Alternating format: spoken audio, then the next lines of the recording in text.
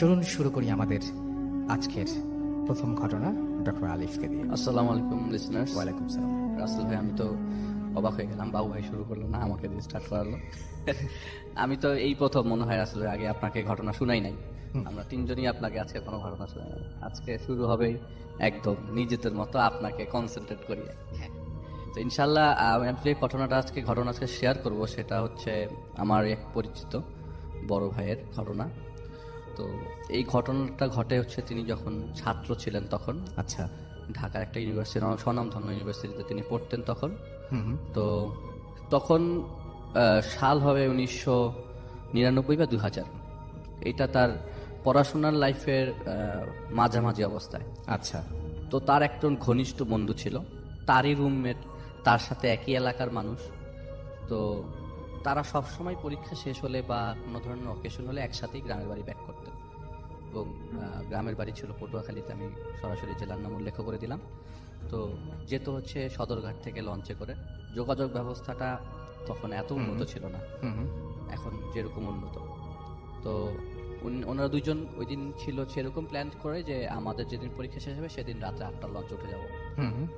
তো সেরকমই প্ল্যান অনুযায়ী। দর্শক শ্রোতা, নতুন একটি এপিসোডে সকলকে জানাই শুভেচ্ছা। এই ভিডিওর মধ্যে আরজে রাসেল ভাইয়ের সব থেকে বাছাই করা স্পেশাল ঘটনাগুলো শুনতে পারবেন। আপনারা যারা শুধু বাছাই করা স্পেশাল ঘটনা শুনতে চান তারা ভিডিওটা না টেনে শেষ পর্যন্ত দেখতে থাকুন। ভিডিওটা জলসা করে দেখলেই বুঝতে পারবেন যে আরজে রাসেল ভাইয়ের ভূত এফএমের যে বাছাই করা স্পেশাল ঘটনাগুলো রয়েছে সেই ঘটনাগুলো এই ভিডিওর মধ্যে শেয়ার করা হয়েছে। আপনারা যারা প্রতিনিয়ত বাছাই করা স্পেশাল ঘটনাগুলো শুনতে চান তারা অবশ্যই এই চ্যানেলটি সাবস্ক্রাইব করে নেবেন, কেননা প্রতিনিয়ত রাত 10টা বাজে এই চ্যানেলের মধ্যে আরজে রাসেল ভাইয়ের বাছাই করা স্পেশাল ঘটনাগুলো আপলোড করা হয়। তাহলে চলুন আজকের সেই বাছাই করা স্পেশাল ঘটনাগুলো ধারাবাহিকভাবে শেষ পর্যন্ত শুনে আসি। তারা পরীক্ষা দিয়ে শেষ করে দুপুরের খাওয়া দাওয়া শেষ করে রেস্ট টেস্ট নিয়ে বিকালবেলা এরকম আড্ডা দিতে তাদের ইউনিভার্সিটি ক্যাম্পাসের দিকে যায়। চা কফি খেয়ে ব্যাগ সাথে ছিল, একসাথে বেরিয়ে যাবে। এমন সময় তারা রওনা দিয়ে দেয় সন্ধ্যা 6টার পরেই, মাগরিবের পরপরই তারা রওনা দিয়ে দেয় সদরঘাটের উদ্দেশ্যে রিক্সা দিয়ে যাবে। তো রিক্সা দিয়ে যাওয়ার পথে পথিমধ্যে হঠাৎ করে খবর আসে এরকম যে তখন আসলে মোবাইল ফোন ছিল না আর কি। তো হঠাৎ করে খবর আসে যে তাকে হলে ব্যাক করতে হবে। হলে তার জন্য ফোন এসছে, সামহাও একজন ফোন একজন নক করে ফেলে তাকে। তো সে আবার হলে ব্যাক করে তার ফ্রেন্ডকে নিয়ে। আচ্ছা। হলে ব্যাক করার পর খবর জানতে পারে যে ওই ফ্রেন্ডের ফুফাতো বোন সহ যে একটা বাসে অ্যাক্সিডেন্ট হয়, 26 জনের মৃত্যু হয় মুখোমুখি সংঘর্ষে। আচ্ছা। এবং সেটা হচ্ছে আপনার ঢাকা ময়মনসিংহ হাইওয়েতে হয় অ্যাক্সিডেন্টটা 1999 সালে, এরকম বছরের মাঝামাঝি দিনে। আচ্ছা। তো 26 জন প্রায় একসাথে মারা যায় এবং ওনার ফুফাতো বোনের 2টা সন্তান ছিল, 2টা সন্তান সহ মারা যায়। আচ্ছা।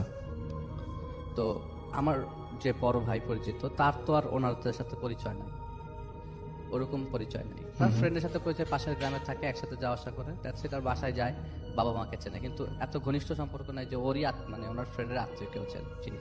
তো কিন্তু খারাপ লাগতে থাকে। তো বলে যে ঠিক আছে তুই যা, তুই বলতে থাকে যে আমি ময়মনসিংহে রওনা দিয়ে দেবো এখনই, আমাকে যেতে হবে। তো বলে ঠিক আছে তুই যা, আমি চলে যাচ্ছি, তো তুই পরে আয়। তো তিনি সদরঘাটে যায় এবং রাতের খাওয়া দাওয়া শেষ করে, শেষ মোমেন্টে যায়। তো রাতের খাওয়া দাওয়া কোনো মতে খেয়ে লঞ্চে উঠে যায়। তো লঞ্চে ওঠার পরে এখন যেরকম এত বড় বড় লঞ্চ ছিল, তখন অত বড় বড় লঞ্চ ছিল না।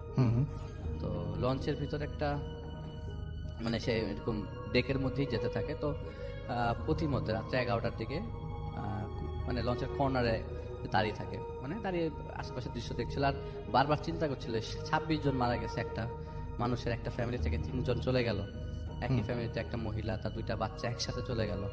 যে লোকটা নিজের লোক গেছে তার কি অবস্থা, সেরকম চিন্তা করতে করতে হঠাৎ করে একটা মহিলা তার পাশে আসলো। মহিলাটার গঠন এরকম যে ওনার নাম তহিদ রাসেল ভাই, একটা কথা বলছি। আচ্ছা। তো মহিলাটা এরকম একটু লম্বাটে, বয়স কি 70-75 হবে। প্রথমে কিছু বলে না, কিন্তু 10 মিনিটের মতো পাশে দাঁড়ায় থাকে। এরপরে একটা সময় বলে যে কি ব্যাপার, 26 জনের মৃত্যু কি খুব বেশি পড়াচ্ছে? আমি খুব গুছাই বললাম, এটা ওনাদের আঞ্চলিক ভাষায় বলতে থাকে, তাদের মতো করে তারা বলেছিলেন। হ্যাঁ। এবং ভাষাটা এরকম যে খুবই অস্পষ্ট কিন্তু বোঝা যায়। আচ্ছা। যে কি 26 জনের মৃত্যু কি এখনো ভাবাচ্ছে? তো উনি খুব অবাক হয়ে যায়, আমি কি চিন্তা করতেছি বা আমার কি ঘটনা ঘটলো বা আমি চিন্তা করতেছি সেটা উনি কিভাবে জানলো। উনি সাথে সাথে প্রশ্ন করলো, আপনি কিভাবে জানলেন?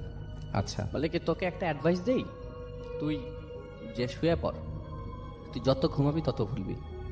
হুম। তুই যদি ঘুমাই যাস তোর এটা আর মনে থাকবে না, তুই বারবার চিন্তা করলে তোর এটা পড়াবে। তো এইটার উনি তেমন একটা খেয়াল করে না এবং প্রচন্ড বিরক্তই হয় যে একটা আননোন মানুষ তার সাথে এসে কথা বলছে। তো সে ডেকে যে একটা সময় ওখানে না থেকে ডেকে যে বসে থাকে, একটা সময় ঘুম তন্দ্রা চলে আসে। আচ্ছা।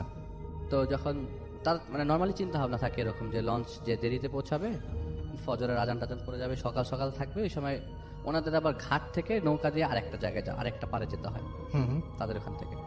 তো ওই দিন আবার মানে ফরচুনেটলি লঞ্চ খুব তাড়াতাড়ি পৌঁছায় যায়।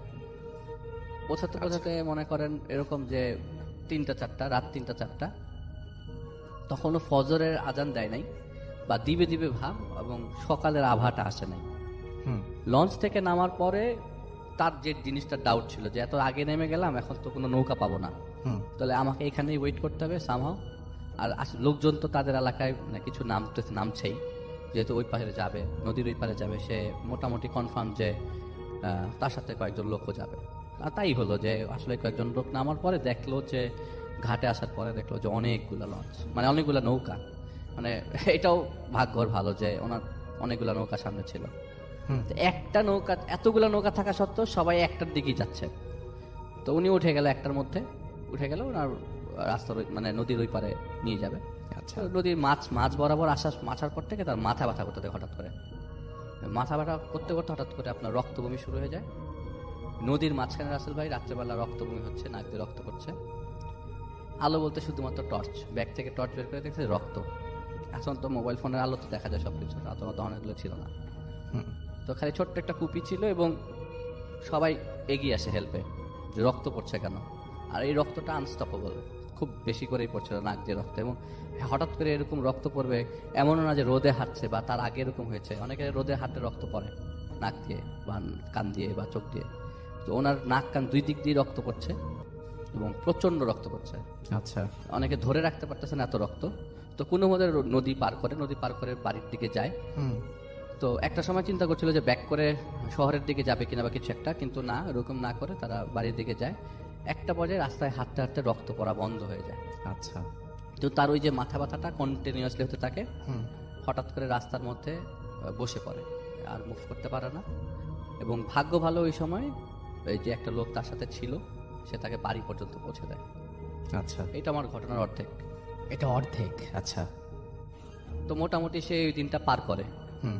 দিনটা পার করার কারণে মানে কোনো মতে পার করে যায়, কিন্তু তার মনেতে থাকে ওই মহিলার কথাটা বারবার, যে যিনি তাকে তার মনের কথাটা বুঝে গেছিল, এটা তাকে বারবার পড়াতো। তো বাড়িতে যেদিন পৌঁছায় তার পরের দিন থেকে তিনি তার রুমের মধ্যে থেকে হঠাৎ করে বাইরের মধ্যে ওই মহিলার আভা দেখতে পায় কন্টিনিউয়াসলি। তার প্ল্যান ছিল 2-3 দিন থাকার, তার এরকম মনে হতে থাকে যে না, ঢাকায় চলে যাবো, আর ভালো লাগতেছে না এখানে। তো তার মা খুব জোরাজোরি করে, না তুমি থেকে যাও, ছুটিতে আসছো, 5-7 দিন থাকো, তারপরে যাও।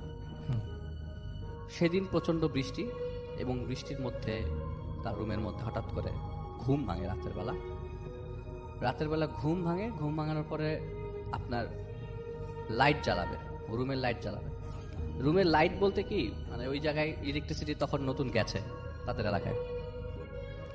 তো বাতি জ্বালাতে হঠাৎ করে পিছলায় পড়লো মনে হয় যে তার পাড়া পড়েছে কিছুর উপরে, এমন কিছুর উপরে যেটা আনএক্সপেক্টেড। তার রুমের ভিতরে এক চিৎকার কি জন্য তিনি দেখলেন যে তার যখন ঘুমটা মানে চোখটা মানে তার যখন সেন্স টাইপের আসলো যে আমি কিসের উপরে পাড়া দিলাম, মাথার উপরে পাড়া দিল এবং চারিপাশে তার অনেকগুলো অসংখ্য মাথা, তার চারিপাশে মাথা পড়ে আছে।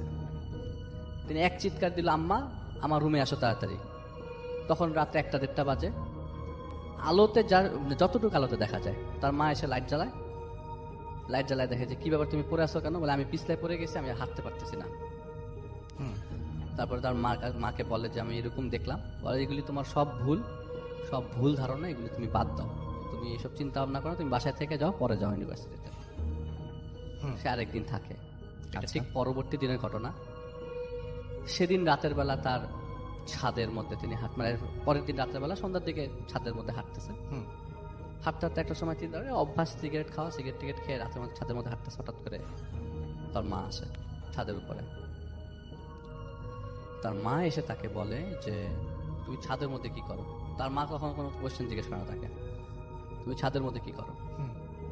বলে মা আমি হাঁটতেছি। বলে তুমি যাও, আমি পরে আসবো, একটু পরে আসবো, ভালো লাগতেছে না। বলে যে তুমি যেটা চিন্তা করতেছো তা কিন্তু ভালো চিন্তা না। এটা বলে তার সাথে সাথে তার মা একটা ধাক্কা দেয় তাকে, বুকের মধ্যে একটা দুইটা হাত দিয়ে ধাক্কা দেয়, একদম কর্নারে নিয়ে নিচে পড়ে যায় সে 2 তলা থেকে। এবং তার হাঁটুর মাঝখানটা পুরাটা গুঁড়া হয়ে যায়, মানে হাঁটুর হাড়টা বোনটা পুরো ব্রেক হয়ে যায়, ভেঙে যায়। হসপিটালে নেওয়ার পরে ডাক্তার বলে যে এটা ঠিক হতে অনেকদিন সময় লাগবে এবং হাঁটতে সে প্রপারলি পারবে না আর। হুম। তো জিনিসটা পড়াতে থাকে যে নিজের মা কিভাবে তাকে ধাক্কা দেয় আর তার সাথে এরকম জিনিস কেন করতেছে। তো সবাই এতক্ষণ চিন্তা করলেন ওই 26টা লাশ, সবাই এটা চিন্তা করতেছে। আমি 100% শিওর যে 26টা লাশ, নাক দিয়ে হঠাৎ করে রক্ত, বারবার একই জিনিস চিন্তা, এটা কেন আসছে। পরবর্তী সময় তার বাবা এই জিনিসটা জানতে পারে এবং বুঝতে পারে এবং এটা তাকে একজন তাকে ইনফর্ম করে এরকম ভাবে যে তিনি যে এতদিন যেগুলি মানে দেখলো এটা তার ফ্রেন্ডের কারণে হয়েছে, খুব ঘনিষ্ঠ ফ্রেন্ডের কারণে হয়েছে। তার ফ্রেন্ড চায় না সে ক্লাসে প্রপারলি পড়াশোনা করুক, তার ফ্রেন্ড চায় না সে প্রপারলি উঠুক, এবং যেটা চেয়েছে সেটা সে পেরেছে। 1 বছরের জন্য সাকসেসফুলি তাকে বাসায় বসিয়ে দিল। এবং 26 জন যে মারা গেছে এগুলি সব ভুয়া কথা, এরকম কিছুই ছিল না। এটা জাস্ট তাকে ডিস্ট্র্যাক্ট করার জন্য ছিল। একটা পর্যায়ে ডিস্ট্র্যাক্টে সে সফল হয়েছে এবং 1.5 বছরের জন্য বাসায় বসে দিয়েছে। এবং তার ফ্রেন্ড চাচ্ছিল না সে আর পড়াশোনা কন্টিনিউ করুক। পরে জানতে পারলো সেই ফ্রেন্ডটা প্রায় 16টা খারাপ দিন পালে তার ও সাথে। মাই গড। এবং সে এরকম অনেকের ক্ষতি করেন আচ্ছা। এবং ক্ষতি করে চলেছেন। তো পরবর্তী সময় সে আর ওই ফ্রেন্ডের সাথে যোগাযোগ না করে ইউনিভার্সিটিতে ছেড়ে দিয়ে অনেকদিন পড়াশোনা না করেছিল। অনেক পরে 2008-এর দিকে তার পড়াশোনা শেষ করে, অথচ তার 2001-এ পড়াশোনা করা শেষ হয়ে যাওয়ার কথা। এটা ছিল ঘটনা রাসেল ভাই। কিন্তু এটা রিভিল হওয়ার পরে ওই ফ্রেন্ডকে অনেক খোঁজার চেষ্টা করে যে এই জিনিসটা। তো ওই যে লোক তাকে রেফারেন্স করে দিয়েছিল যে তোমার ঘনিষ্ঠ একটা বন্ধু করেছে, কিন্তু ওইটা আপনি কিভাবে বুঝলেন এটা ওই ফ্রেন্ড? তার আর কোনো ফ্রেন্ড নাই তার সম্বন্ধে এতকে ভালো করে জানতো। আর ওই দিন ওই ফ্রেন্ডের ওই পটুয়াখালী না যাওয়ার কোনো কারণ নেই। হঠাৎ করে জিনিসটা দেখালো যে তার আত্মীয় মারা গেছে, কিন্তু এরকম কোনো ঘটনা পরে আর জানতে পারে নাই যে আসলে এরকম কেউ মারা গেছে কিনা। জানলে তো অবশ্যই খবরে আসতো, পেপারে আসতো। Very true, very true. তো সেটা ধরে নিয়েছে এটা তার ওই ফ্রেন্ডের ঘটনা, এবং ওই ফ্রেন্ড তার উপর এই জেলাসি থেকে এই জিনিস এই কাজটা করেছে। ম্যাজিকটা করেছে। চমৎকার, থ্যাংক ইউ সো মাচ। চলে যাই বাবু ভাইয়ের ঘটনায়। হ্যালো রাসেল ভাই, Hello. আসসালামু আলাইকুম লিসেনার্স, হ্যালো টু এভরিওয়ান। অনেকদিন পরে আসলাম। রাসেল ভাই, যে কাহিনীটা বলবো এটা হচ্ছে নাজিমউদ্দিন সাব্বির নামে একজন চিটাগাংয়ের বদ্দারহাট থেকে পাঠিয়েছেন স্টোভটা। ও পাঠিয়েছেন আমাদের এক ছোট ভাইয়ের মাধ্যমে, নাম হচ্ছে নয়ন হোসেন হাবিব। সো সেই মেল করেছে আমাকে কাহিনীটা। বাট কাহিনীটা হচ্ছে সাব্বিরের। আচ্ছা। তো এই সাব্বির ওর মতো লিখেছে, আমি আমার মতো করে বলছি। ওকে।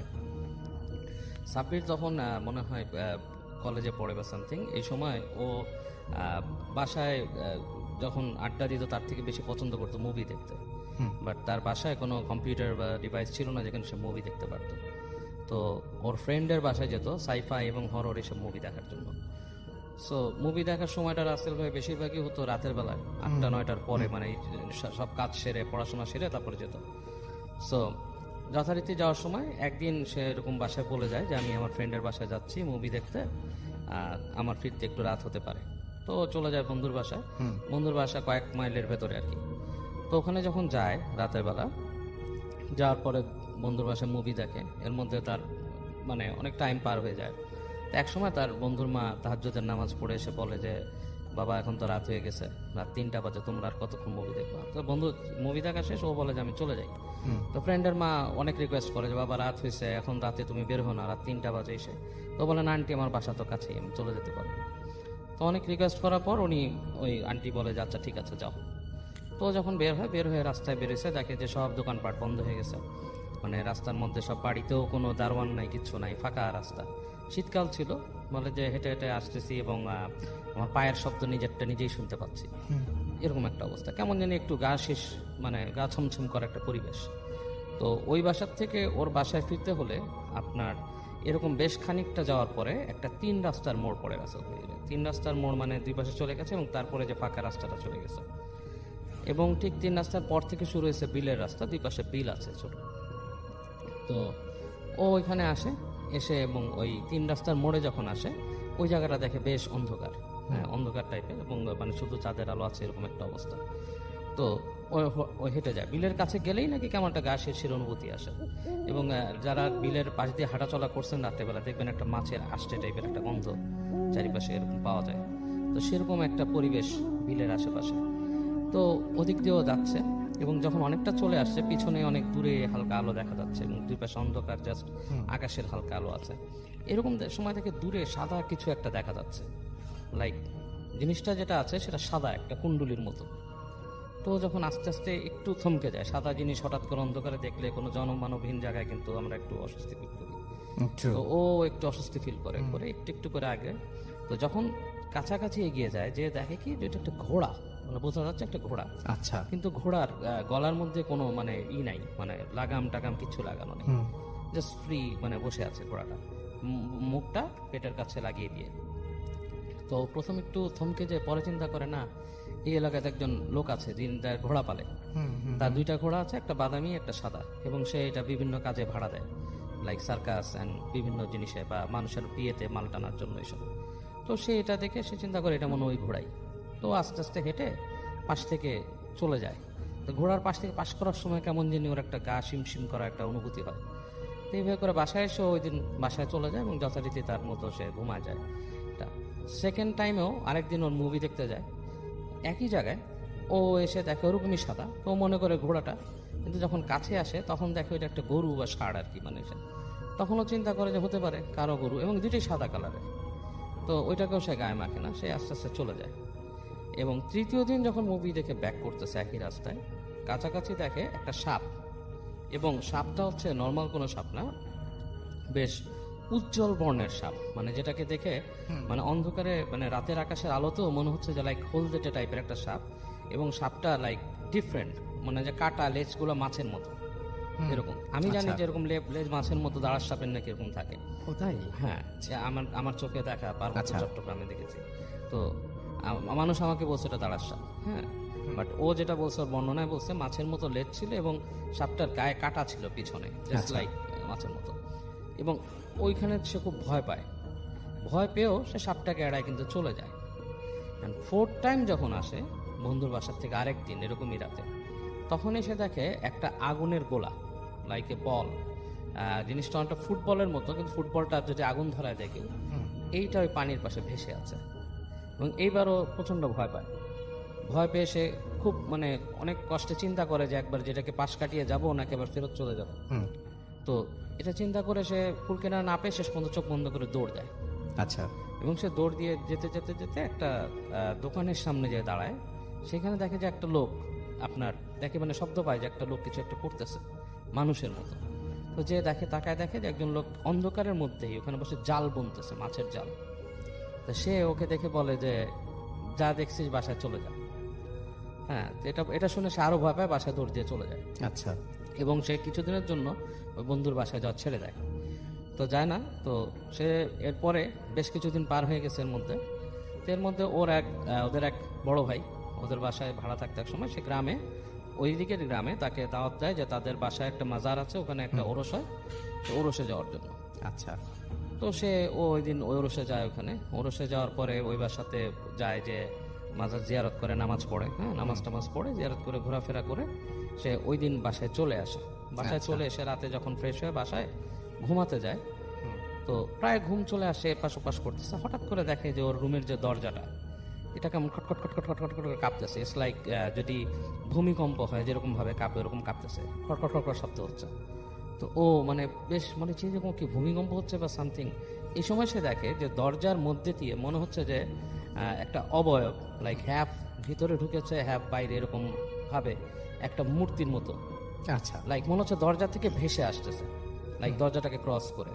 এবং যখন চেহারাটা ক্রস করে আসে তখন ও চিন্তা করে দেখতে পায় যে ওদের মতোই ওদের এক ছোট ভাই আছে তার মতোই চেহারা, কিন্তু তার চোখটা জল করতেছে, চোখটা এবং হাতটা মনে হচ্ছে যে হাত এবং চোল পুরো ব্রাইট, এবং ওইটা দরজা ভেদ করে ওর কাছে চলে আসে। ও ভয় একদম মানে আপনার স্থবির হয়ে যায়।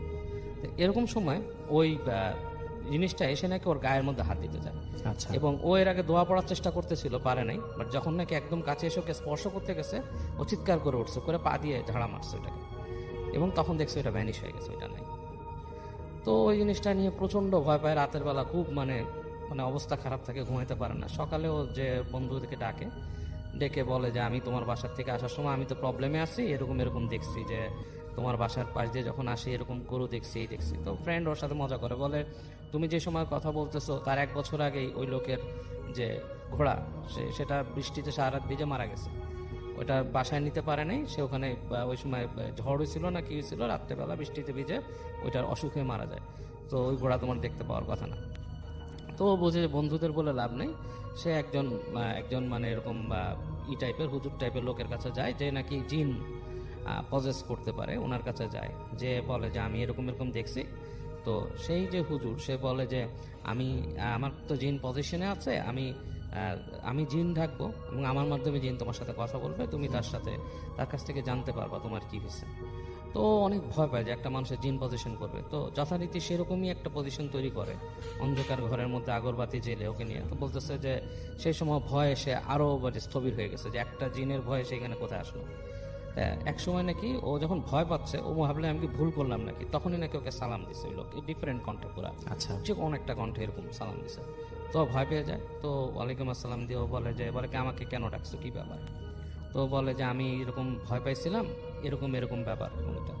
তো তখন নাকি ওই হুজুর তাকে বলে যে তুমি প্রথমে যেটা দেখছিল, তুমি একজন পরেশগার মানুষ, তুমি নামাজ কালাম পড়ো, তোমাকে এরকম তোমার সাথে এগুলো অ্যাট্রাক্ট হয়ে আসছে, তোমাকে দেখে অ্যাট্রাক্ট হয়ে এরকম আসছে তোমার সাথে মিট করতে। এবং লাস্টের বার যেটা আসছিল সেটা হচ্ছে তুমি যখন মাজারে গেছিল, তোমার গায়ের আতরের গন্ধ শুনে তোমাকে ফলো করে আসছিল, বাট সে তোমার ক্ষতি করতে আসে নাই, বাট তুমি তাকে যে পা দিয়ে লাথি দিয়ে এটা খারাপ করছো, তো এটা তোমার করা উচিত হয় নাই। যাই হোক, তুমি যেভাবে মানে দোয়া দরুদ পড়ো, পরেশগার যেরকম আছে ওরকম করতে থাকো, ইনশাল্লাহ তোমার সমস্যা হবে না, এটা বলে নাকি চলে যায়। তো এরপর ওই হুজুরের সাথে কথা বলে প্রচন্ড ভয় পায়, এবং ও মনে করে যে যাক গেছে যেভাবে হোক, ভয় থাকে। তো বলছে যে এই পর্যন্তই এখানে শেষ হয়ে গেছে, ওর ঘটনার নাকি আরো কিছু আছে, বাট সেটা আমাকে লিখে পাঠায়নি। এতটুকু বলছে, এতটুকু আমি শেয়ার করলাম আপনাদের সাথে। Thank you so much. চলে যাচ্ছি ফারহানের কাছে। হ্যালো লিসেনার্স, আমি ফারহান পুরান ঢাকা থেকে এসেছি। আর প্রথমে রাসেল ভাইকে অনেক থ্যাংক ইউ আমাকে you are most welcome, thanks for coming Farhan. আর অনেকদিন পরে প্রতিফেমে আসলাম, অনেক ভালো লাগছে। আর আজকে যে ঘটনাটা শেয়ার করব, এটা অনেক আগে একজন আমার সাথে শেয়ার করেছিলেন। ওনার নাম হচ্ছে দেবাশিস, উনি কলকাতায় থাকেন। আর উনি যখন টিনেজ ছিলেন তখন ওনাদের ফুল ফ্যামিলির সাথে এই ঘটনাটা ঘটেছিল, এবং সেই ঘটনাটা আমি আজকে আপনাদের সাথে শেয়ার করব। তো দেবাশিস যখন ছোট ছিলেন তখন ওনার বাবা যেটা করেন, যে কলকাতার কোনো একটা ফার্নিচার শপ থেকে একটা আলমারি কিনে আনেন, এবং যখন এই আলমারিটা কিনে আনেন তখন সেটার স্পেশালিটি ছিল যে যখন তারা এই ফার্নিচারটা কিনে, তখন যে দোকান থেকে কিনে সেই দোকান থেকে এটি খুব কম মূল্যে সেটা অ্যাভেলেবেল ছিল তাদের কাছে। এবং এটা তার ফাদার যখন কিনে আনে তখন সে নিজেও অবাক হয়েছিলেন যে এত কম মূল্যে কিভাবে এটা নিয়ে আসবো, কারণ আলমারিটা ছিল বিভিন্ন বড় বড় শিপে, যে অনেক সময় দেখা যায় ব্যবহৃত যে কাঠের আলমারিগুলো সেরকম। এবং এটার স্পেশালিটি ছিল, এটা ছিল প্রায় 6.5 ফুটের মতো লম্বা। আচ্ছা। তো খুব সুন্দর একটা আলমারি ছিল, এবং সেটাকে সে তার বাসায় নিয়ে আসে খুব অল্প দামে কিনে। এবং এই আলমারিটা যেটা হয় যে দেবাশিস যিনি আমাকে ঘটনাটা শেয়ার করেন, তার যে পার্সোনাল যে রুমটা ছিল সেই রুমে রেখে দেওয়া হতো। আচ্ছা। এবং এটার ভিতরে যেটা হতো যে তার সব ধরনের কাপড়, বইপত্র এবং আরও অনেক কিছু এখানে সে রেখে দিত। এবং এভাবে বেশ কিছুদিন ভালোই যাচ্ছিল, কোনো সমস্যা হয়নি।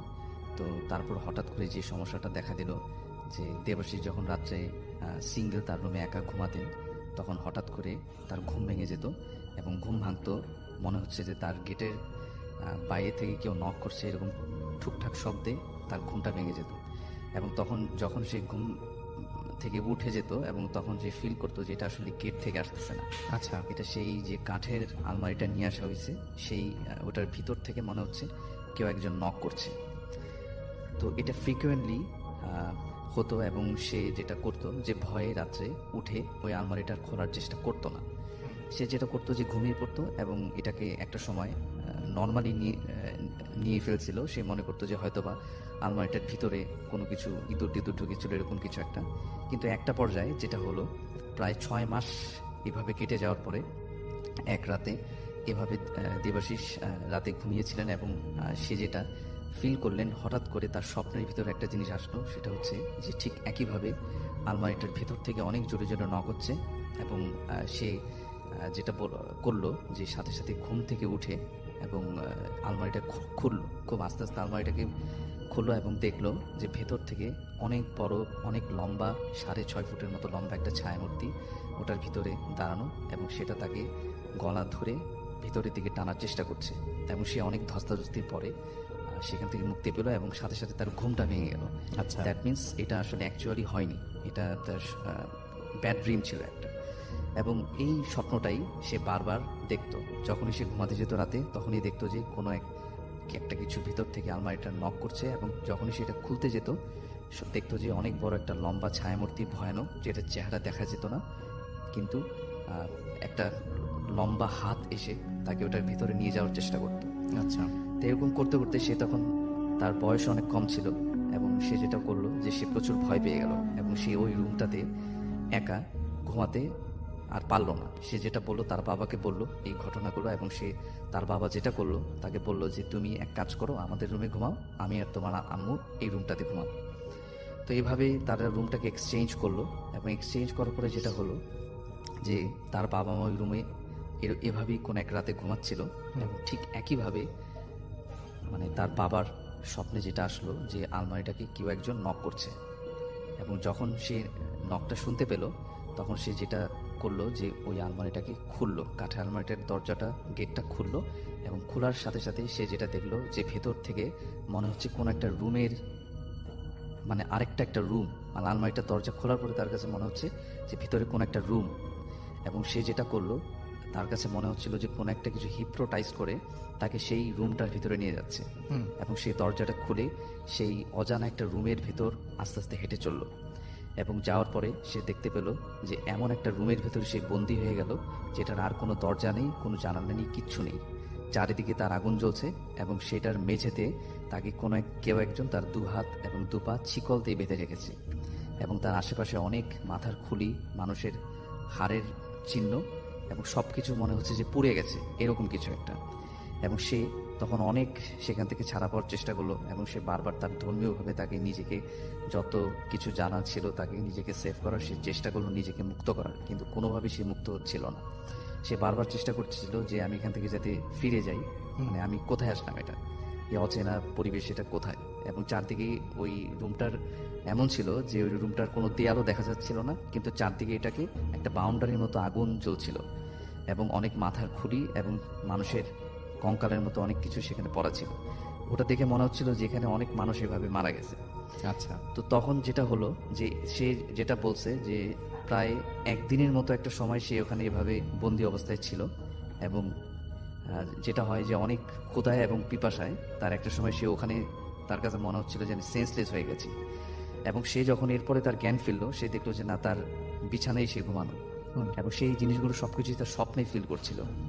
কিন্তু সে যেটা বলে যে আমি ওখানে প্রায় 1 দিনের মতো ছিলাম, 1 দিনের মতো একটা সময় মনে হচ্ছিল যে ওখানে একটা দিন পার হয়ে গেছে, কিন্তু সে যখন ঘুম থেকে ভাঙলো তার কাছে মনে হচ্ছিল যে না, এটা একটা জাস্ট 5 থেকে 6 ঘন্টার একটা ব্যবধান। আচ্ছা, তখন সে বলল যে আমি তো তার এটা কিভাবে সম্ভব, এবং ওনার হাত পা বিভিন্ন জায়গায় মানে পোড়ার বিভিন্ন চিহ্ন, ওনাকে মনে হচ্ছিল দেখে যে উনি কোন একটা জায়গায় মানে বন্দি ছিল, এরকম কিছু একটা, কিন্তু অ্যাকচুয়ালি কিন্তু এরকম কিছুই ঘটেনি। তো সে কিভাবে আসলে গেল ওটার ভিতরে সে নিজেও জানে না। সে পরে যখন এই ঘটনাগুলা মানে তাদের কোন একজন ধর্মীয় কোন একজন ব্যক্তির সাথে শেয়ার করলো, তখন তারা বললো যে এই আলমারিটা তাদের বাসা থেকে নিয়ে কোন একটা মাঠে মানে ভালো মতো জ্বালিয়ে দিয়ে এটার যে ছাইটা সেটা কোন একটা নদীতে ফেলে দিতে, এবং সে এরপরের দিন সেই কাজটাই করলো। এবং করার পরে সে যেটা চিন্তা করলো যে আলমারিটা আমি যেখান থেকে কিনে নিয়ে আসছি ওই দোকানটাতে যেয়ে আমি খোঁজ খবর নিব। কিন্তু সে যখন ওই দোকানটাতে গেল, দেখলো যে ওইখানে যে স্পেসিফিক শপটা থেকে যে এটা কিনেছিল ওই দোকানটা ওখানে বন্ধ, মানে ওখানে কোনো দোকান নেই। মানে যখন সে আশেপাশে জিজ্ঞেস করলো যে এটা আসলে কোত্থেকে সে এনেছিল, তখন বললো যে না, এখানে এরকম একজন ছিল যে কিনা এরকম একটা দোকান ছিল যেটা কয়েকদিন আগেই সে চলে গেছে সবকিছু বন্ধ করে। এটাই ছিল ভাই আমার ঘটনা। Thank you so much. আমি চলে যাচ্ছি আবারও ডক্টর আলিফের কাছে এবং আশা করছি যে তার দ্বিতীয় ঘটনাটা আপনাদের প্রথম ঘটনার মতোই অনেক অনেক অনেক ভালো লাগবে। চলুন শুনি ঘটনাটি, আশা করছি এটাও অনেক বেশি আনন্দ পাবেন। থ্যাংক ইউ রাসেল ভাই। সরি, আমার ঠান্ডা লেগে আছে। যে ঘটনাটা, দ্বিতীয় ঘটনাটা শেয়ার করবার আগে আমি আপনাকে আজকে শুরু থেকেই ঘটনা শুরু হয়ে যায় ভূতে ফেমে আসলে। সেটা হচ্ছে আপনার রুমে ঢোকার পর পরে আমরা বাবা রিলেটেড কথা বলছিলাম যে আমাদের প্যারেন্টস এখনো বাচ্চাই ভাবে। তো আমার নেক্সট ঘটনা বাবা রিলেটেড ঘটনা। আর এইটা বলবার আগে আমি আমার আগের ঘটনার একটা কথা একটু রিপিট করতে চাই। আমাদেরকে একজন জিজ্ঞেস করেছিলেন যে আমার ঘটনাটা তার ভালো লেগেছে, কিন্তু একসাথে একটা মানুষ কিভাবে 12টা বা 10টা জিন পালতে পারে। আমি একটু জাস্ট রিপ্লাই দিতে চাই যে আমি তো আর এই ঘটনাটার আদলে ওই মুহূর্তে ছিলাম না, কিন্তু আমার পরিচিত এমন একজন আছেন যিনি আসলে এরকম জিন দ্বারা আক্রান্ত, তারা কোনো মানুষই মানে সাধারণ মানুষই চায় না যে জিনকে তার পাপে পুষতে হবে বা পালতে হবে বা কিছু একটা। তারা অ্যাটাক করে বলেই তাদের মানে বাধ্যতা আর কি। তো যাকে দ্বিতীয় ঘটনায় যাচ্ছি। রাসেল ভাই, আপনার মনোযোগটা বেশি কাম্য আমার। হ্যাঁ, দ্বিতীয় ঘটনাটা হচ্ছে আমারই একজন রোগীর ঘটনা। আচ্ছা, তার বাবার ঘটনা। উনি আসলে একজন ইঞ্জিনিয়ার। উনি এখন বর্তমানে সৌদি আরব আছেন এবং সৌদি আরব থেকে রিসেন্টলি আমাকে ঘটনাটা শেয়ার করেছেন এবং আমাকে বাংলাদেশে থাকতেই শেয়ার করতে চেয়েছিলেন, কিন্তু সামহাও তিনি চাননি বা পারেননি। তো এখন যেহেতু শেয়ার করেছে খুব রিসেন্টলি, আমি সেই জন্যই আশা করেছি আমি আসবো। তো এই ঘটনাটা ঘটে হচ্ছে 2007 সালে এবং মার্চের 4 তারিখে। সেদিন সব দিনের মতো তিনি বাসা থেকে অফিসে যান। অফিসে যাওয়ার পরে হঠাৎ করে দুপুরবেলা ফোন আসে যে তুমি তাড়াতাড়ি একটা হাসপাতালে চলে আসো। ঘটনাটা এরকম যে হাসপাতালে চলে যাবে, কাহিনী কি, উনি যে দেখে ওনার বাবা হসপিটালের ইমার্জেন্সির বাইরে পড়ে, মানে উনি একটা লাশ ইমার্জেন্সির বাইরে পড়া দেখে। ওই লাশের পাশে তার ওয়াইফ বসে কাঁদছে। আমি একটু ঘটনার আগে যাই। যে ভাইটার স্টোরি বলছেন তারেক ভাই, উনি নিশ্চয়ই ঘটনাটা শুনছেন। তার বাবা ছিলেন তার সাথে এবং তিনি ম্যারিড ছিল। তো তার ওয়াইফ ছিল, তার বাবা ছিল এবং তার একটা ছোট ছেলে ছিল ফ্যামিলিতে। তো তার বাবা তার রুমের মধ্যে সেদিন সকালবেলা নাস্তার জন্য, নর্মালি কি হয়, ঘুম থেকে উঠে রাত্রে সকাল 9টার দিকে ওর মার বাবা সবসময় ড্রয়িং রুমে এসে পেপার পড়তেন। তো সেদিন আর কেউ আসছে না। তার ওয়াইফ, তিনি সকাল 8টার দিকেই বাসার থেকে বেরিয়ে যান অফিসের উদ্দেশ্যে, জ্যাম লাগে এই জন্য বেরিয়ে যেতে হয়। তো তার ওয়াইফ এমন সময় দেখে যে সকাল 10টা 10:30 বাজে, কী ব্যাপার এখনো বাবা আসছে না। তো তিনি নক করে তার শ্বশুরের রুমে। নক করার পরে দেখে যে রুমের ভিতরে কেউ নাই। আচ্ছা। তো রাতের বেলা তো তার সাথে একসাথেই ঘুমাতে গেল এবং রাতের বেলা ওই জায়গায় একসাথে গল্প করেছে ওই রুমে। বাবা নাই কেন, তো মনে করে ওয়াশরুমের দরজাটা লাগানো আছে, ভেতর থেকে সিটকেনি লাগানো, তো বোঝা যাচ্ছে যে ওয়াশরুমের ভেতরে তাহলে বাবা। তো উনি কয়েকবার মনে হচ্ছে আচ্ছা তো দেরি হয়েছে ঘুম থেকে উঠতে, হয়তো ওয়াশরুমে আছে। তো অনেকবার নক করে, তো দেখে যে ভেতর থেকে কোনো রেসপন্স নাই। এরকম হয় মাঝে মাঝে, নক করলে রেসপন্স না করে কিছুক্ষণ পর ওয়াশরুম থেকে বের হয়। কিন্তু আধা ঘন্টা হয়ে যাওয়ার পরও ওয়াশরুম থেকে তিনি আসছেন না। তিনি আবারও নক করে এবং নক করতে থাকে কন্টিনিউয়াসলি, অনেক জোরে জোরে নক করতে থাকে, কিন্তু কোনোভাবেই কোনো রেসপন্স আসলো না। আচ্ছা। তিনি নিচের থেকে, আসলে ওনাদের বাসা দোতলা বাসার লোকেশনটা আমি বলছি না। তো আগের বাসা তো এরকম আমাদের যেমন এখন বাসার দরজার নবগুলো এরকম যে ঘুরালেই খুলে যায়, এটা সিটকিনি সিস্টেম, সবাই বুঝতে পারছে। আচ্ছা। তো নিচে থেকে ওনাদের বাসার যে দারোয়ান এবং ড্রাইভার আসে সে ভাঙার জন্য, ওই মুহূর্তে আবার ভাইয়াকে অফিসে গাড়ি নামিয়ে চলে আসছে। তো ড্রাইভার সহ দরজা ভাঙে, ভেতরে ঢুকে দেখে তার বাবার মেঝেতে পড়া, মানে তারেক ভাইয়ের বাবা মেঝেতে পড়া, এবং ওই মুহূর্তে ওই অবস্থায় তাকে হসপিটালে নিয়ে আসা হয়। আর মেঝেতে যে পড়া ছিল, মানে কড়া রক্ত, কালো রক্ত জমাট বেঁধে আছে মেঝের উপরে। তো সামহাও সে পড়ে গেছে বা কিছু একটা। তখন এই অবস্থায় এত কিছু চেক করার টাইম হয় নাই যে ওনার নিঃশ্বাস নিচ্ছে না, সাথে সাথে হসপিটাল নিয়ে গেছে। তো গাড়ির মধ্যে ওনাদের যে দারোয়ান উনি বলছিল যে আপা নিঃশ্বাস তো পাচ্ছি না।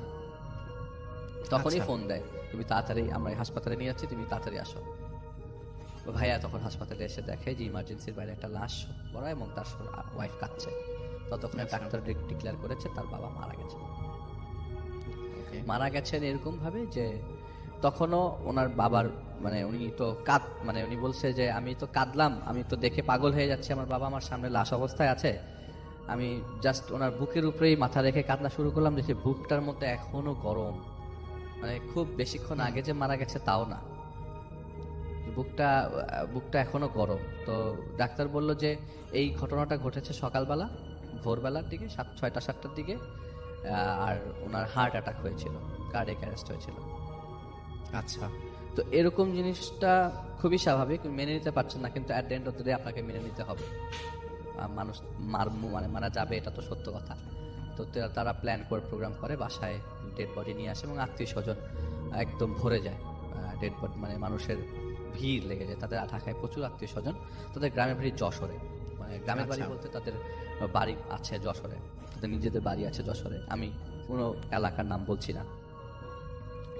তো গুনগুন চলতে থাকে রাসেল ভাই যে কবরটা কোথায় হবে। আমার আসলে রাসেল ভাই ঘটনাটাই কবর রিলেটেড। লাস্টে একটা ছোট্ট টুইস্ট আছে যে কবরটা কোথায় হবে। সবাই এই জিনিসটা নিয়ে গুনগুন করছে যে তোমরা আসলে ঢাকায় দিতে পারো, আজিমপুরে দিতে পারো, তোমরা নিজেরা দেখলা, তোমরা কয়বার যশোরে যাও। ওনার আবার 2 ভাই, আরেক ছোট ভাই আরেক জায়গায় থাকে, আরেক এলাকায় থাকে। তো বড় ভাইয়ের সাথে বাবা থাকতো। তো একটা সময় ডিসাইড হয় যে না, আমরা আমাদের পারিবারিক গোরস্থান যশোরে নিয়ে যাবো। তো ডিসিশন পাকা হয়ে যায় এবং তাদের এলাকা ভিত্তিক মসজিদে সেদিন রাতে রাসেল ভাই, আমাদের ঢাকা শহরে প্রচণ্ড বৃষ্টি চলছিল এবং ওই দিন ছিল আপনার সাগরের নিম্নচাপ এবং বৃষ্টিটা কন্টিনিউয়াস বৃষ্টি, কখনো জোরে কখনো আসতে, কিন্তু বৃষ্টি কোনোভাবেই থামবার ছিল না। তো মসজিদ টাইপের জায়গা যেখানে খোলা রাস্তায় জানাজা দেবে এরকম সম্ভব না। তো যেহেতু সকালবেলায় মারা যায়, দুপুরবেলার জানাজা না হয় আসরের ওয়াক্তে জানাজা হয় এবং ডিসাইড করে যে আমরা আসরের পরপর রওনা দিব যশোরের উদ্দেশ্যে। আচ্ছা।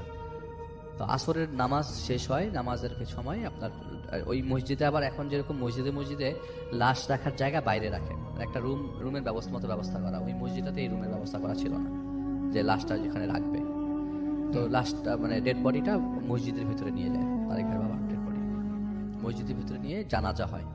তো জানাজার পরে আমরা সবাই জানি যে সবাই জানাজার পরে একটু ক্ষমা প্রার্থনা করে, মানে ক্ষমা চায় সবাই, এলাকা ভিত্তিক কোনো ঝামেলা থাকলে, কোনো টাকা ডিউ থাকলে বলে যে তার ছেলে এইসব বলতে থাকে। এই অ্যানাউন্সমেন্টটা করার সময় ওই রুমটায় কমপ্লিট সাইলেন্স ছিল, কিন্তু সবচেয়ে ইম্পর্টেন্ট এবং সবচেয়ে আধ্যাত্মিক ব্যাপার হলো ওখানে একজন কাঁদছিল।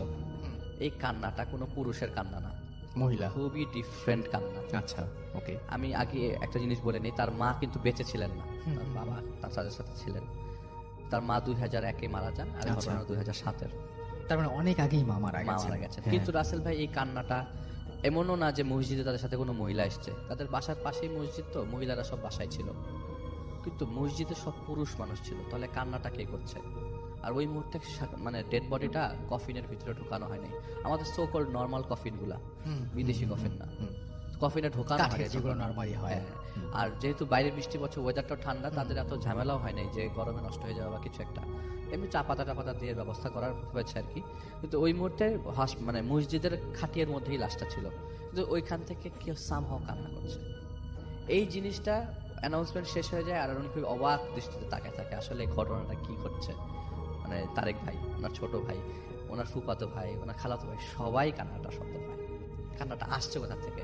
মসজিদের ঠিক মাঝখান বরাবর কান্নাটা আসছে মসজিদ থেকে হঠাৎ করে। তারা খুব অবাক হয়ে যায় এবং অবাক হওয়ার একটা পর্যায়ে তারা ডিসাইড করে না, এখন আর ডেড বডিটা কাউকে দেখাবো না। যেহেতু পুরুষ মানুষের লাশ অনেক আত্মীয় স্বজন না দেখলে মসজিদে বা জানাজার পরে দেখার চেষ্টা করে, বলে না এখন আর কাউকে ডেড বডি দেখাবো না, এখন ডিরেক্টলি কফিনে ঢুকে আমরা রওনা দেবো, কারণ আমাদের যশোর পৌঁছতে হবে রাত্রের মধ্যে, আগামীকাল সকালবেলা আমাদেরকে কবরস্থ করতে হবে। তো তাদের এরকম লোকজন আসতে থাকে যে সবাই রিকোয়েস্ট করতে করতে বা রিফিউজ করতে করতে সন্ধ্যা 6টা হয়ে যায়, মাগরিবের ওয়াক্ত প্রায় কাছাকাছি। তো তারা রওনা দিয়ে দেয় এবং রাস্তার মধ্যে তারা মাগরিব করবে এরকম প্ল্যান করে। তো একটা সময় তেল নিতে হবে গাড়িতে, আর অ্যাম্বুলেন্সটা ওই মুহূর্তে তারা অ্যাম্বুলেন্সটা, আর এখন যেরকম আপনার অ্যাভেলেবেল আপনার ওই যে ফ্রিজিং কারগুলো, ওই সময় এত ফ্রিজিং কার অ্যাভেলেবেল ছিল না। তারা এই অ্যাম্বুলেন্স একটা অ্যাম্বুলেন্স কল করে এবং অ্যাম্বুলেন্সে ডেড বডি উঠাই দিয়ে তাদের সাথে টোটাল 6টা অ্যাম্বুলেন্স যায়, যে কজন লোক আত্মীয় স্বজন লাশ দেখতে এসেছিল অর্ধেক হয়ে যায় যশোরের নাম শুনে। আর সবাই তো যশোর যাবে না। তো এই জায়গাটায় যদি সবাই যেত তাহলে একটা ভালো লাগতো যে হ্যাঁ, সেটাই। আপনি একটু নিশ্চিন্তে থাকতেন, এত মানুষ যাচ্ছে। তখন এমনিতেও আপনার মানে সাহস দেওয়ার মতো লোক থাকে। এখন মানুষ কমতে শুরু করেছে অলরেডি। হ্যাঁ, টোটাল মনে করেন পুরা মসজিদে ভরপুর মানুষ ছিল, এলাকার লোকজন মিলে, কিন্তু টোটাল যাচ্ছে মাত্র 16 জন মানুষ যশোরে তাদের সাথে। তো 16 জনের জন্য 2টা গাড়ি, তাদের গাড়ি আর একটা গাড়ি ভাড়া করে যাতে একটু আরাম করে যেতে পারে। যশোর তো অনেক বড় রাস্তা, আর 2007 এত ভালো মানে ওই জায়গার রাস্তাটাও কিছু জায়গা ভাঙা ছিল। তো আমার ঘটনাটা বলার উদ্দেশ্য হচ্ছে যে তারা রওনা দিয়ে দেয় এবং রওনা দেওয়ার সময় টেনশন করতে থাকে যে লাশটা ঠিক মতো নিতে পারবো কিনা। এটা তার মনের মধ্যে থেকেই লাগে যে ঠিক মতো পৌঁছাতে পারবো নাকি, তাকে আজিমপুরেই দাফন করে ফেললে ভালো হতো। এই দোটানার মধ্যে তারা রওনা দিয়ে দেয় 2 ভাই মিলে, কারণ 2টা ভাই, তাদের কোনো বোন ছিল না। রাস্তার মধ্যে তেল নিয়ে তারা রওনা দেয়। এমন সময় বৃষ্টি নামা শুরু করে এবং রাসেল ভাই এমন বৃষ্টি যে গাড়ি উড়াই নিয়ে যাবে এরকম বৃষ্টি। আরিচা ফেরিঘাট পার হয়, তারা ডিসাইড করে যে তারা টাঙ্গাইল দিয়ে যাবে না, তারা আরিচা হয়ে যাবে। আরিচা ফেরিঘাট ক্রস করে। আরিচা ফেরিঘাট ক্রস করতে করতে তাদের অনেক সময় লাগে, কারণ আরিচাতে ওই দিন প্রচন্ড বৃষ্টি পড়ছে, ওই পাশের ফেরি এই পাশে আসছে না। তো তাদের সময় লাগে রাত্রে 9:30 মতো, এবং আরিচাতে প্রায় 3 ঘন্টা 3.5 ঘন্টা। আরিচাইতে যাওয়ার পথে যে জিনিসটা সবচেয়ে বেশি আপনাকে ভাবাবে সেটা হচ্ছে আপনার ওই রাত হয়ে যায় তো, সন্ধ্যা 7টা-8টা। অ্যাম্বুলেন্সের ভেতরের পজিশন ছিল যে ওনার ফুফাতো ভাই অ্যাম্বুলেন্সে তাদের সাথে লাশের গাড়িতে ওঠে, এবং যে ভাই তারেক ভাই তার সাথে তার ফুফাতো ভাই পেছনে ছিল, আর তার ছোট ভাই যে সাদিক ভাই উনি সামনে বসে আচ্ছা, ড্রাইভারের সাথে, এবং লাশ ছিল তাদের সামনে। তো তারা কোরআন শরীফ এবং মানে তারেক ভাই তসবিহ পড়তে থাকে, এবং তার সাথে যে ফুফাতো ভাই উনি আবার কোরআনে হাফেজ ছিলেন, উনি কোরআন শরীফ পড়তে থাকে কন্টিনিউয়াসলি। এমন সময় ভেতর থেকে আরিচা তখনও পৌঁছায় নাই, ভেতর থেকে মনে হয় যে ভিতর থেকে কেউ হাতুড়ি দিয়ে পেরেক মারছে লাশের খাটের মানে কফিনের ভিতর থেকে। আচ্ছা, পেরেক মারছে যে মনে হয় যে এখনই ঢাকনাটা খুলে আসবে। তো এটা কি এরকম যে রাস্তার কিছু ঝাঁকির কারণে এরকম মনে হয়, এবং ভিতর থেকে মনে হচ্ছে এটা। ভেতর থেকে এটা কি ঝাঁকির কারণে মনে হচ্ছে? উনি খুব প্রপারলি খাটিয়ার দিকে তাকিয়ে থাকতে থাকে যে এটা কি শব্দটা আসলে খাটিয়ার ভেতর মানে খাটিয়া বলে কফিনের ভেতর থেকে আসছে কিনা। মনে হচ্ছে কেউ পেরেক ভারী বাড়ি মেরে খুলছে।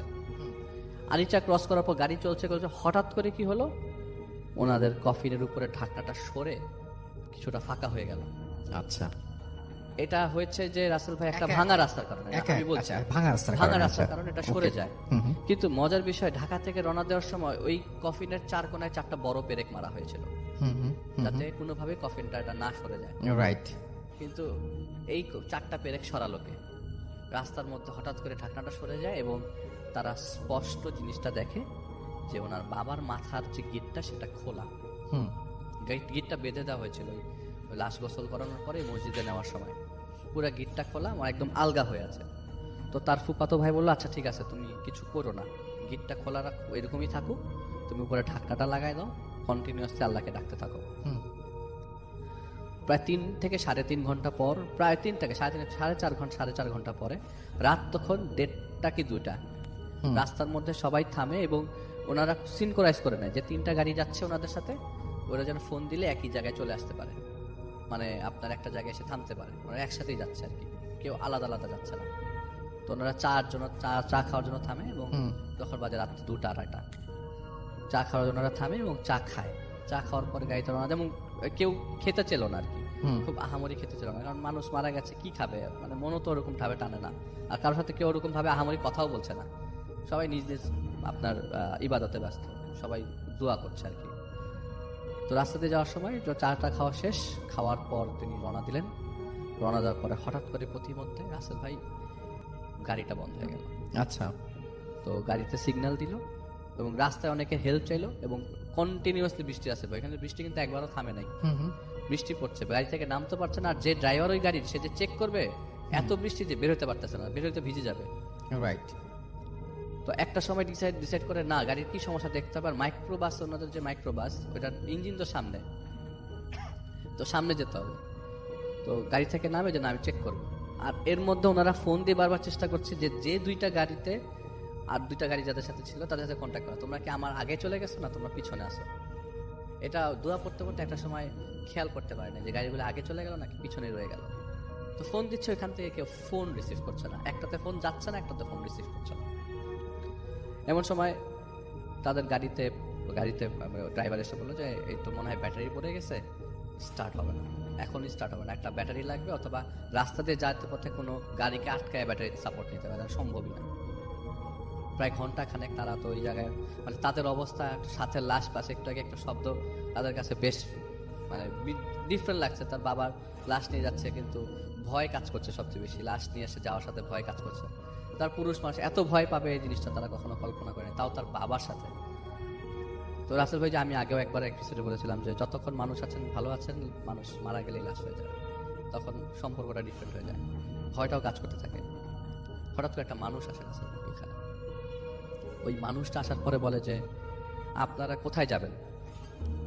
সাধারণ মানুষ, এমন না যে সাদা কাপড় পরা লম্বা মানুষ, এরকম কিছু না, একটা সাধারণ মানুষ বলে যে আপনারা কোথায় যাবেন? বলে যে আমরা তো যশোর যাচ্ছি। তখন ওই জায়গা থেকে তাদের বাড়ি প্রায় 20-25 কিলোমিটার দূরে। আর ওই জায়গাটা কোন জায়গাটা এখন যেরকম জিপিএস দেখে দেখতে পারেন, তখন এরকম প্রপারলি বোঝা যাচ্ছে না তারা কোথায় আছে। তাদের যশোর থেকে খুব দূরেও না। ওই লোকটা এসে বলে যে লাশটারে নিয়ে যশোর যায় না, এটার আশেপাশে কোথাও দাফন করে ফেলে। তখন ওনারা গাড়ির ভেতর থেকে বলে যে আপনি কে, যান এখান থেকে, যান সরেন, যে আপনি বলার কে, লাশটা কোথায় নিয়ে? ভয় লাগতে থাকে একটা পর্যায়ে। তো পেছন থেকে একটা গাড়ি দেখে হঠাৎ করে, তো গাড়িটা দেখে যে তাদের পাশে এসে থামে এবং খুব আশ্বস্ত ফিল করে। তাদের যে গাড়িতে সবচেয়ে বেশি পুরুষ মানুষ ঢুকেছিল 7 জন, ওই গাড়িটা তাদের সামনে আসে, তাদের পেছনে ছিল এটা। তাদের ভাগ্যক্রমে গাড়িটা তাদের কাছে চলে আসে এবং ব্যাটারি সাপোর্ট নিয়ে গাড়িটি স্টার্ট দেয়। তো একটা পর্যায়ে মানে ওয়াশরুমের জন্য তাদের 5 কিলোমিটার পরে থামতে হয়। গাড়িটা নিয়ে থামে। তো থামার ওই অবস্থায় যেরকম ছিল লাশ সেরকম, তারা সবাই নামে, গাড়ি থেকে আবার উঠতে যেয়ে দেখে যে তাদের ওই কফিনটা থেকে ঢাকনাটা সরানো এবং তার বাবার মাথার গিটটা পুরাটা খোলা, ফেসটা পুরো ভিজিবল। এইটা তো তাদের কাছে একদম আর নর্মাল লাগতে থাকে না। যত তাড়াতাড়ি যশোর যাও, যত তাড়াতাড়ি যশোর যেতে পারো, এবং সবচেয়ে রং ডিসিশন যশোর চলে আসা। তো তারা কোনোভাবে মাথাটার মধ্যে কাফনের কাপড়টা পেঁচিয়ে ঢাকনাটা লাগিয়ে যশোর রওনা দেয়। যশোরে পৌঁছানোর পর দেখে যেই জায়গায় তার বাবার কবর দেওয়ার কথা রাসেল ভাই, সেই জায়গাটা একটু লো ল্যান্ড এরিয়া, তাদের নিজস্ব বাড়ি গোরস্থান, পুরাটা পানি ধরে ভরে গেছে, কবর আর দেওয়া যাবে না, পুরা কবরের ভিতরে পানি পড়া। তার ফুফাতো ভাই বলতে থাকে যে আসলে এইটা বাদ দেন তারেক ভাই, আপনি আমাদের কবরস্থানে চলেন। তাদের ফুফাতো ভাই মানে ফুফাতো দাদার বাড়ি হচ্ছে তার বাড়ি থেকে প্রায় 15-20 কিলোমিটার দূরে। তো চলেন। ওই মুহূর্তে সকাল 7টার দিকে তারা ওই কবরস্থানে ব্যাক করে। কবর দেওয়া শেষ হয়, ওখানে আবার নতুন করে কবর খোঁড়া হয়। কবর করতে তারা সকাল 9টা, বৃষ্টি তখনও পড়ছে উপরে, তখন সামিয়ানা টাঙিয়ে নিয়েছিল। কবর দেওয়া হয়, কবর দেওয়া শেষ হয়। শেষ হওয়ার পর মুনাজাত হয়। মুনাজাতের সময় একটা লোক তারেক ভাইকে নক করে, হাত ধরে বলে কি ব্যাপার, বলেছিলাম না আপনারে যশোর চাইতে না, এই জায়গায় কবর দিতে, এই জায়গায় তো সেই নিয়ে আসলেন। এটা বলে লোকটা চলে যায়। আচ্ছা আচ্ছা, এইটা শোনার পর আসলে ভাই এই কথাটা তিনি আর কাউকে কখনো বলেননি, আমাকেই বলেছেন লাস্ট, যে আমি লাস্টে এই লোকটার এই কথাটা শুনি, যে বলেছিলাম তো যে যশোর যায় না, এখানে কবরটা, সেই ব্যাক করে এখানে কবরটা হলো। তো এইটার পরবর্তী সময় আর জানার চেষ্টা করেন নাই যে আসলে কেন এই লোকটা আসছিল বা কেন এই কথাটা বলছিল। At the end of the day কবরটা রাসেল ভাই তার গ্রামের বাড়িতে ওই যে জায়গায় আটকে ছিল সেই জায়গায় গেছে। ওকে, থ্যাংক ইউ সো মাচ। এই মুহূর্তে কোনো কথা না বলে আমরা চলে যাব বাবু ভাইয়ের কাছে। আমি যে কাহিনীটা এখন বলবো এটা মেজবা ভাইয়ের কাহিনী। উনি একজন পেশা একজন চিকিৎসক। উনি দীর্ঘদিন আমেরিকায় ছিলেন, হ্যাঁ, তারপর এখন বাংলাদেশে প্র্যাকটিস করছেন। সঙ্গত কারণে ওনার হসপিটালের নাম বললাম না, উনি কোথায় আছেন উনি, এবং উনি একজন মানে প্রফেসর আর কি। যাই হোক, আমি কাহিনীটা বলি, এটা হচ্ছে ওনার ইয়াং এজের কাহিনী, যখন উনি এমনি জাস্ট মেডিকেল ডাক্তার হয়ে মানে জয়েন করেছিলেন আর কি তখনকার সময়। ওনার সাথে ওনার ওয়াইফ যে ভাবি, উনিও ছিলেন আপনার একই পেশায় ছিলেন, এবং উনি তখন ডাক্তারি পাশ করে উনি তখন চলে যান সরকারি একটা মানে সরকারি ইসে জয়েন করেন আর কি, মেডিকেল টিমে। এবং ওনার পোস্টিং ছিল তখন কক্সবাজারের আশেপাশে কোনো একটা জায়গায়, এবং মেজবা ভাই ছিলেন তখন ঢাকায়, এবং উনি থাকতেন ভাবির সাথে, প্রায় ডিটাচ থাকতে হতো এই কারণে, পেশার কারণে। তো একদিন যেটা হলো যে উনি তখন সময় হচ্ছে আপনার একটা নিম্নচাপ হয়েছে আর কি সাগরে। এই নিম্নচাপের সময় ভাবির কাছ থেকে উনি মেসেজ পান যে ওখানে আছেন এবং ঝড়টা সম্ভবত এটা নিম্নচাপটা মেবি এটা হ্যারিকেন আসতে পারে এবং মোস্ট প্রবাবলি ওই অঞ্চলে আঘাত করতে পারে মেবি।